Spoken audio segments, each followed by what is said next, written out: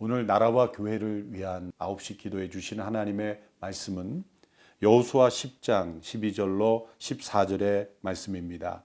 여호와께서 아모리 사람을 이스라엘에 넘겨주신 그날에 여호수아는 이스라엘이 보는 앞에서 여호와께 말했습니다.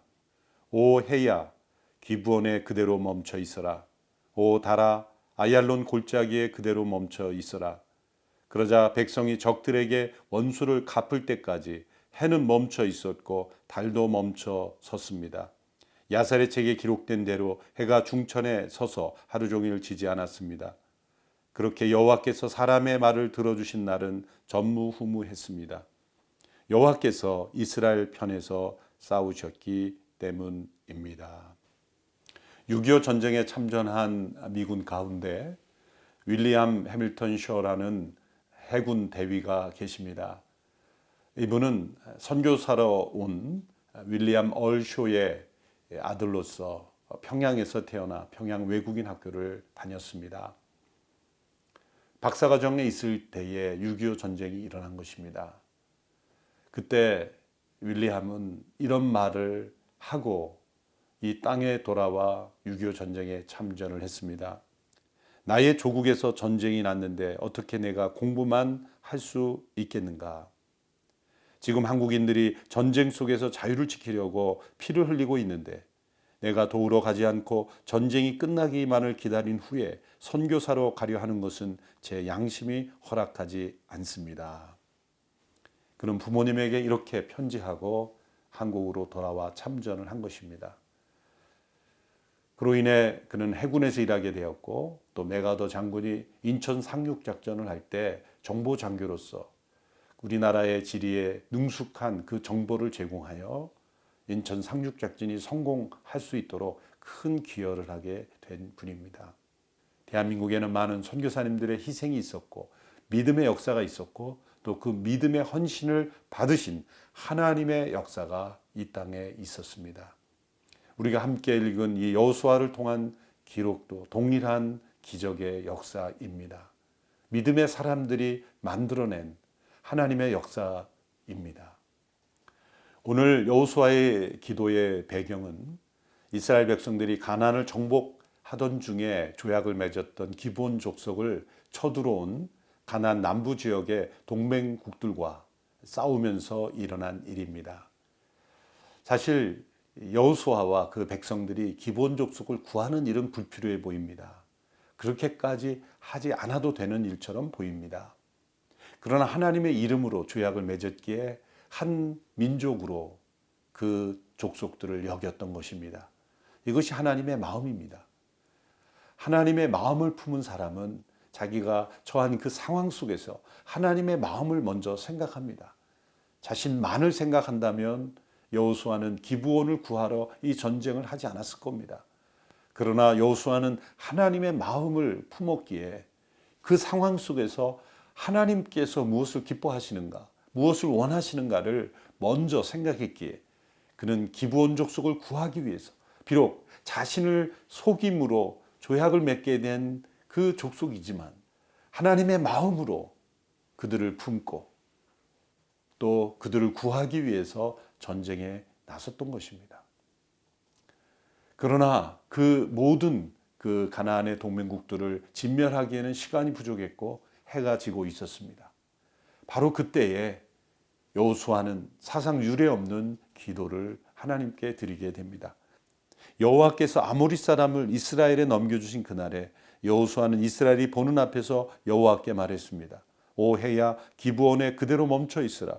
오 달아 아얄론 골짜기에 그대로 멈춰 있으라. 해와 달이 멈춤으로 그들을 정복할 수 있는 시간을 벌려고 기도했던 것입니다. 여호수아가 어떻게 이런 생각을 했을까요? 이것은 성령의 감동이 아니고는 하나님이 주시는 마음이 아니고는 이런 기도를 할 수가 없는 것입니다. 그가 단지 인간적인 욕심으로 생각했다면 이러한 기도는 나오지 않았을 것입니다. 우리는 하나님의 은혜 가운데 있지만 하나님이 얼마나 크고 놀라우신 분인지를 헤아릴 수가 없습니다.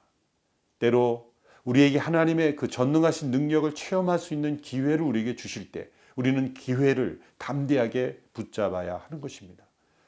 지금까지 내가 한 번도 경험해 보지 못한 일이라 할지라도, 또 내가 가보지 않은 길이라 할지라도 담대하게 믿음의 발걸음으로 하나님과 함께 걷는 믿음이 우리에게 필요한 것입니다. 중국의 개척 선교사였던 허드슨 테일러는 이런 말을 했습니다. 하나님을 위하여 시도되는 모든 위대한 일에는 언제나 세 단계가 존재한다. 불가능함, 어려움, 그리고 성취이다. 필립 브룩스라는 청교도도 이런 말을 했습니다. 쉬운 삶을 위하여 기도하지 마십시오. 보다 더 강한 사람이 되기 위해 기도하십시오. 당신의 능력에 맞는 일을 위해 기도하지 마십시오. 당신의 문제를 해결할 수 있는 능력을 위해 기도하십시오. 여호수아는 바로 쉬운 삶을 구하지 않고 하나님의 능력을 체험하는 삶을 구했습니다. 하나님께서 애굽으로부터 백성을 이끌어내실 때 10가지 재앙을 통해 애굽의 모든 신들을 무너뜨리셨습니다. 당시에 가나안의 해와 달은 그들의 신과 같았습니다. 그들의 신이 하나님의 능력으로 무너지는 것을 그 땅에 보여주신 것이죠. 만일 여호수아가 자신을 위해 살았다면 이런 기도는 하지 않았고 이런 모험은 하지 않았을 겁니다. 우리도 마찬가지입니다. 자신만을 위해 살아가는 사람은 모험이 없습니다. 위대한 시도를 하지 않습니다. 하나님의 능력이 나타나는 기적이 없습니다. 그러나 하나님을 위하여 위대한 일을 시도하는 자, 그리고 자신이 품지 못할 위대한 기도의 제목을 품는 사람은 하나님의 놀라운 기적, 마치 여호수아가 해와 달이 잠시 멈추는 것 같은 기적과 같은 그 놀라운 기적을 우리의 삶에도 체험할 줄로 믿습니다.